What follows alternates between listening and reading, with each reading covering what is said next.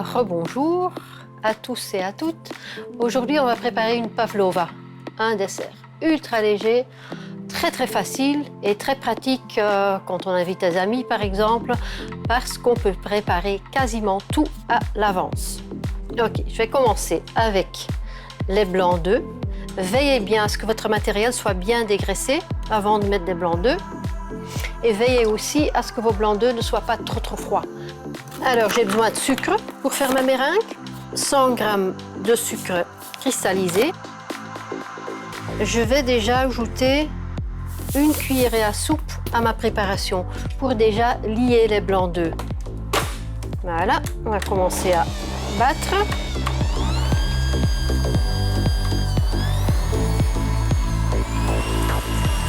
Maintenant, je vais battre jusqu'à ce que j'obtienne une meringue, une vraie meringue très ferme déjà, où l'on voit le dessin du batteur. Et à ce moment-là, je commence à ajouter le sucre peu à peu. Voilà.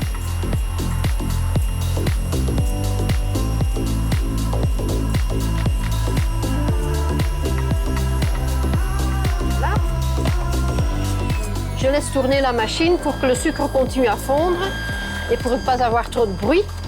Entre-temps, je vais peser 80 g de sucre impalpable. Je prends maintenant du sucre impalpable parce qu'il fond beaucoup plus rapidement. Voilà.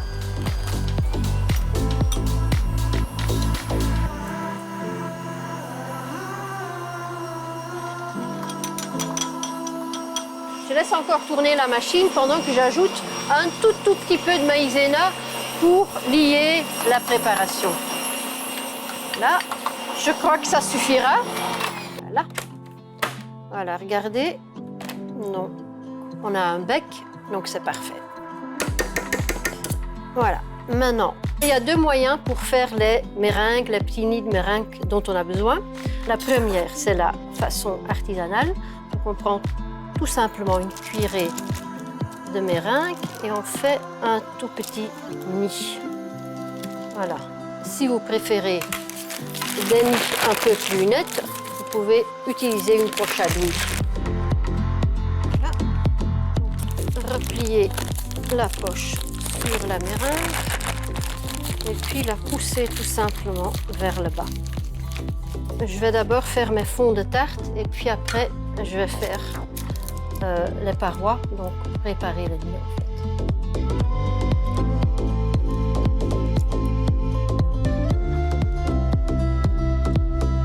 Puis je vais continuer avec l'autre douille.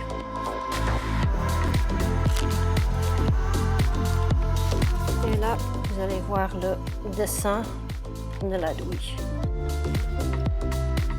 Voilà, j'ai ma plaque qui peut aller au four pendant une bonne heure, à 120 degrés. Four pré-préparé, donc préchauffé.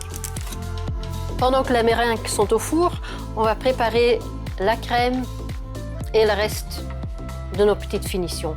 Je vais d'abord mettre les amandes dans une poêle. Je vais les mettre à griller un instant. Ils peuvent colorer. Puis, je vais mesurer 100 g de crème à 35%. De préférence, sinon on ne va pas être capable de la battre. Un peu secouer mes noix entre-temps. Voilà.